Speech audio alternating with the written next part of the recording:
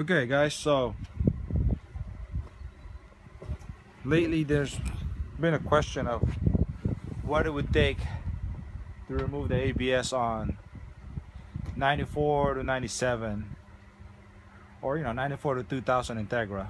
But this is mainly for 94 97 Integra because 98 to 2001 they switch master cylinder and brake booster, so you'll need a different car for that, but I'll explain later. So if you have a 94 to 97 Integra with ABS and you want to switch to the non-ABS, you can get the parts from 94 to 97 Integra RS, which has no ABS.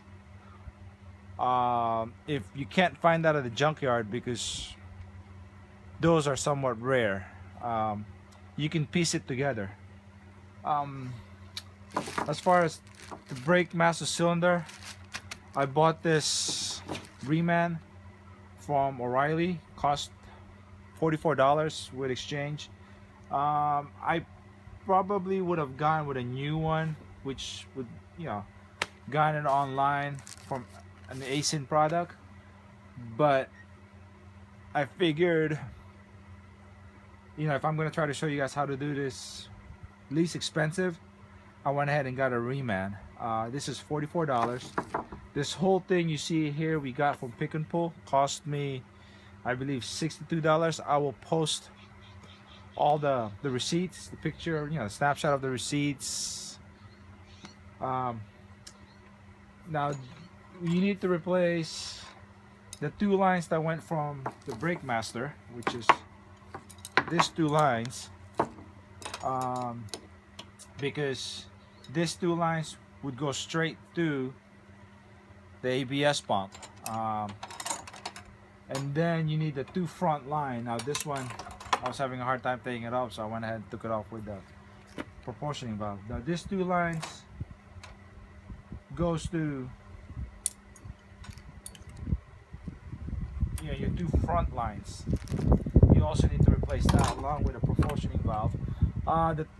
The two rear lines is the same, so you don't need to remove that or replace it. If you look at your ABS unit, or I'm sorry, if you look at your car firewall, right where this would be just a junction, which is a connector from the ABS pump to the two rear lines. Your two rear lines goes here. It says R and R, rear. But you need a 40/40 proportioning valve. As far as the proportioning valve is concerned, we got lucky. We got all this on a 95 RS. If you can't find RS, you can get the lines from a 92 to 95 Honda Civic, non-ABS of course. Proportioning valve, if you can't find an RS, you can get this from any 92 to 95 Civic, as long as it has ABS, or I'm sorry, as long as it has rear disc, no ABS. As long as it has rear disc brakes, it will have a 40/40. If it doesn't have a rear disc brake, it will be a 30/40. Go ahead and grab that while you're at the junkyard, and I'll tell you why in a minute. Now you can also get a 40/40 valve from a 90 to 93 Integra, non-ABS, because they have rear disc. The problem with that is this bracket would be different. That's why while you're at the junkyard, you need to bring yourself a tamper-proof Torx bit. Let's see if I can get you up close.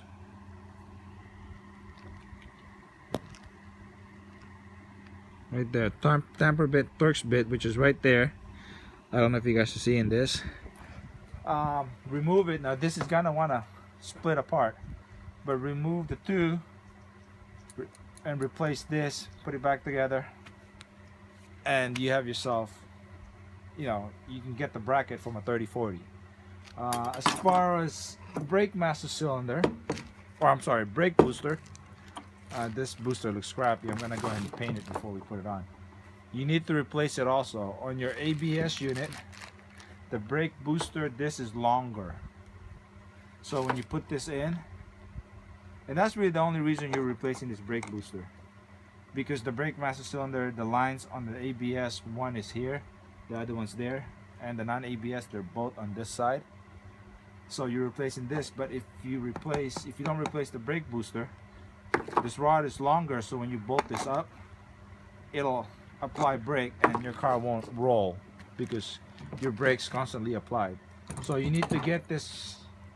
You can get that from a 92 to 93 Integra. Majority of them will be no ABS, you know, anyways.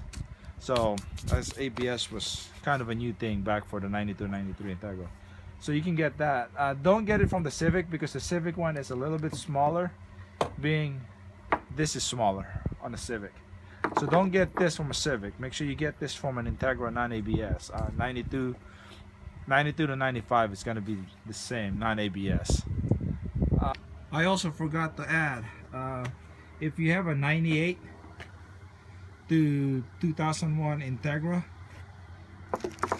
this is different and this is different. Instead of the mounting points at an angle, on those they're basically flat, flat across. I don't have one here to show you as an example, but if you have one of those, you will need, and the 40/40 valve is different. If you have one of those, you will need to find a 96 to 2000 Civic non-ABS, or an a 98 to 2001 Integra non-ABS. The hard part is finding the 40/40 valve for those. You might have to buy it brand new from Honda or Acura, because not very many Civic came with rear discs. And so if you get the one for a disc drum setup, it's a 30/40. It will work, you can put it on, but it's not the right valving. You will find that under hard braking, your front wheels will tend to lock up sooner than the rear wheels. It's not applying as much pressure on the rear.